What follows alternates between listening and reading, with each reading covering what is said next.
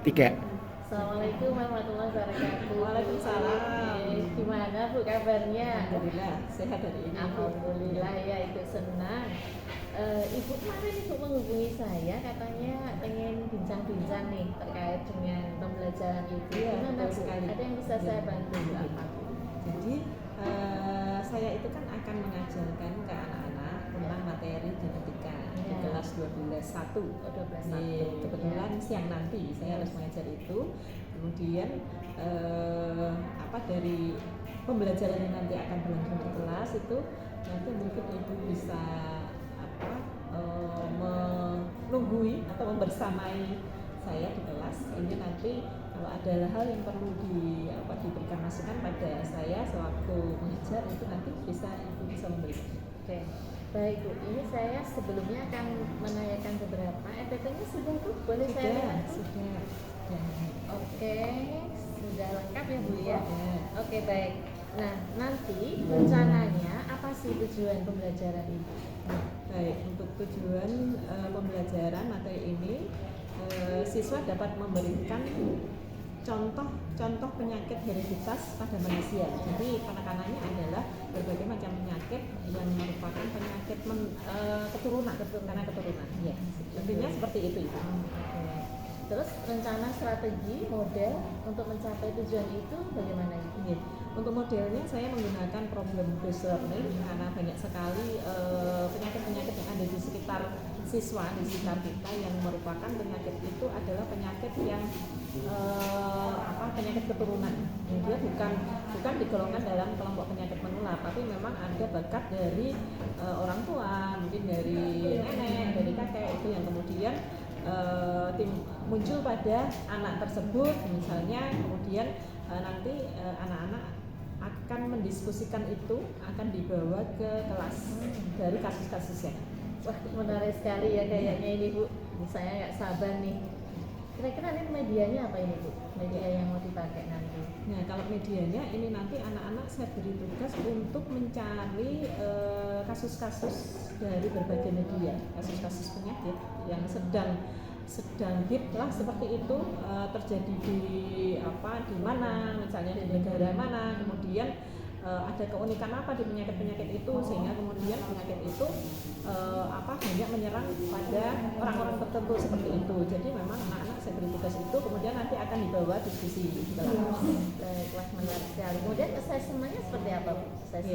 Assessment-nya nanti karena anak-anak masing-masing dalam kelompok itu sudah saya beri tugas untuk mencari kasus terkait dengan penyakit keturunan itu, maka nanti akan dibawa diskusi kan, berarti nanti saya akan menilai proses dari formatifnya itu adalah keaktifan anak-anak ketika mengikuti diskusi dan presentasi mereka, kemudian bagaimana mereka bisa memberikan tanggapan-tanggapan terhadap kasus-kasus yang dipresentasikan pada momen tersebut. Oke, berarti ada proses, ada assessment proses ya Bu ya? ya? Assessment proses. Oke.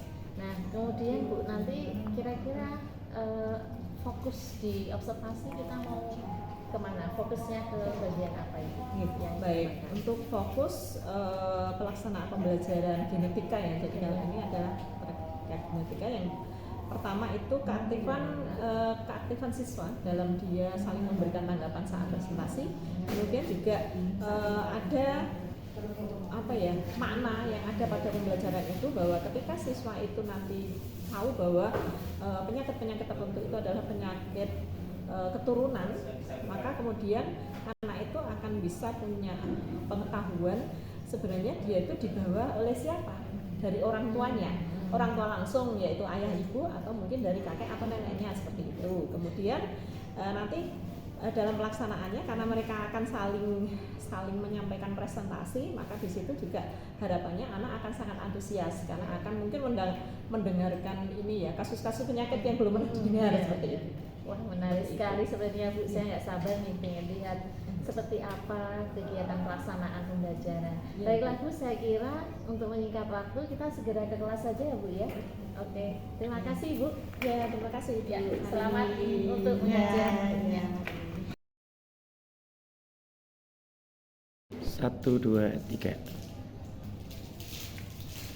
Ibu luar biasa Bu. Saya tadi lihat pembelajaran Ibu itu luar biasa Bu. Terima Gimana kasih, Bu Bu. perasaannya setelah mengajar Bu?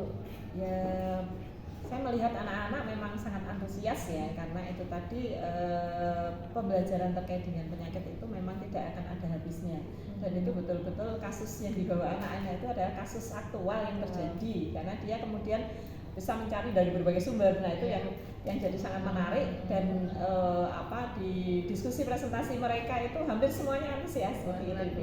Ya. Saya tadi melihat lah. Kira-kira tujuan Ibu tadi pembelajaran nanti tercapai nggak Bu ya? Kalau menurut dari apa yang terjadi tadi saat KBM itu ya tercapai. Walaupun memang ada beberapa anak ya, karena dari sekian anak mungkin ada yang masih agak pasif ya. Itu yang mungkin hal yang mungkin harus saya tingkatkan lagi nanti di KBM berikutnya seperti itu. Berarti itu menjadi tantangan ya Bu ya? ya. Tantangan ya. Kira-kira nanti seberapa sih Bu pembelajaran Ibu tadi itu mendorong siswa untuk belajar lebih mendalam gitu?